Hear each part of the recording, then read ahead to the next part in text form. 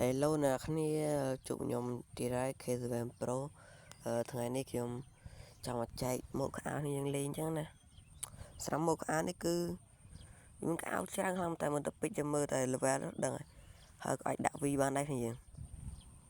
ម៉ូដនេះឡយដាក់ V ដាក់អីថៃដាក់បានទាំងអស់អត់យើង head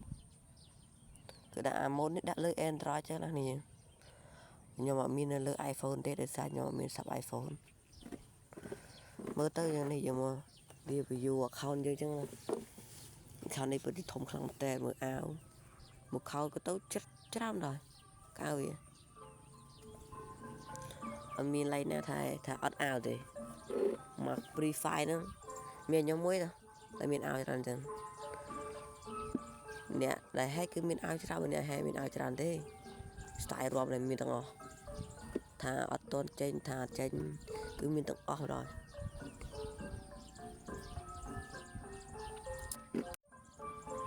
ថា style រមកតាបឯនោះគឺមានច្រើនមានឡើងមក100ជាងមក review skin វិញ skin ច្រើននេះឡើង200មក2804ចានឥឡូវយើងមកចូលដាក់ mod skin ចឹងណាមិនបងនេះមានរូបក្បាលជ្រូកនេះហើយចុចកដាលហ្នឹងចុចកដាលហើយចុចទី1ហ្នឹងហើយវាលើអសាផ្ញើនោះហើយចុចកន្លែងខ្សែ Wi-Fi ហ្នឹងហើយយកលេខកូដទៅហើយវាយមើលតាមខ្ញុំមួយមិនយល់មើលតាមខ្ញុំហើយអាចារ្យសួរខ្ញុំអត់ប្រាប់ទេខ្ញុំរៀនហើយបាយទៅនឹងមក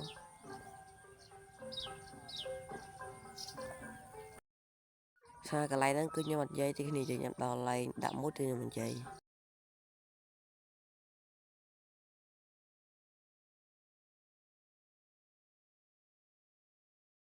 ឥឡូវនេះគឺខ្ញុំមកប្រាប់ពីរបៀបដាក់អញ្ចឹងណាខ្ញុំចុចចូល server មក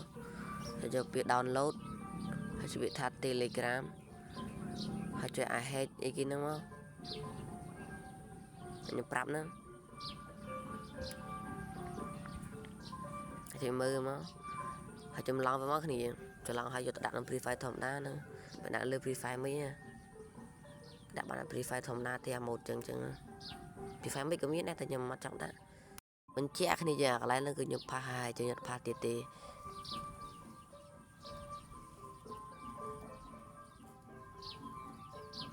ឡូវនេះចូល Free Fire មកច្រឡំនឹង clear Free Fire ចោលវិញមក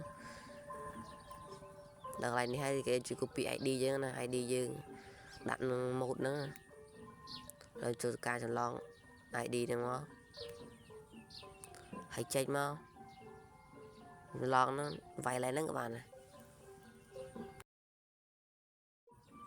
ហើយយើងចូល Google មកយើងចម្លងដាក់ ID ហ្នឹងដាក់យើងដាក់ ID យើងដាក់មិញហ្នឹង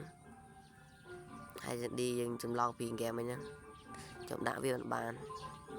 ព្រោះតានោះមួយខ្ញុំមិនបាននិយាយទេ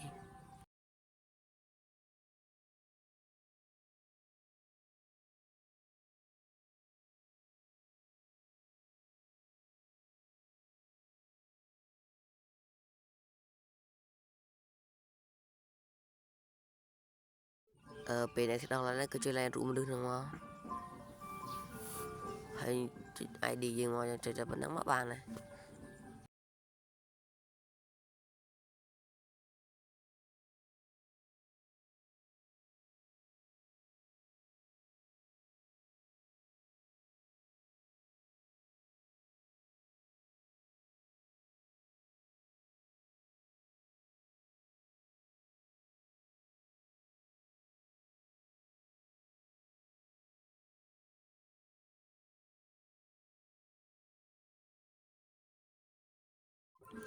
ឥឡូវនេះគឺខ្ញុំដាក់បានហើយនេះ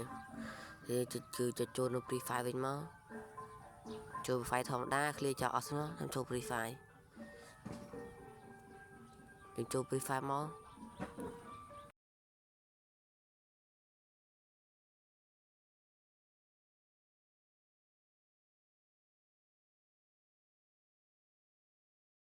ពេលនេះដាក់ ID ឲ្យគឺពេលមានលោតញ៉ៃទេគ្នាចូល Free Fire មកឃើញ mode ហ្នឹងម៉ែដល់ឃើញអាវមួយអាវឲ្យលុយវិញនឹងឡើយ តោខ្ញុំមានតែពេលប៉ុណ្ណឹងទេគ្នា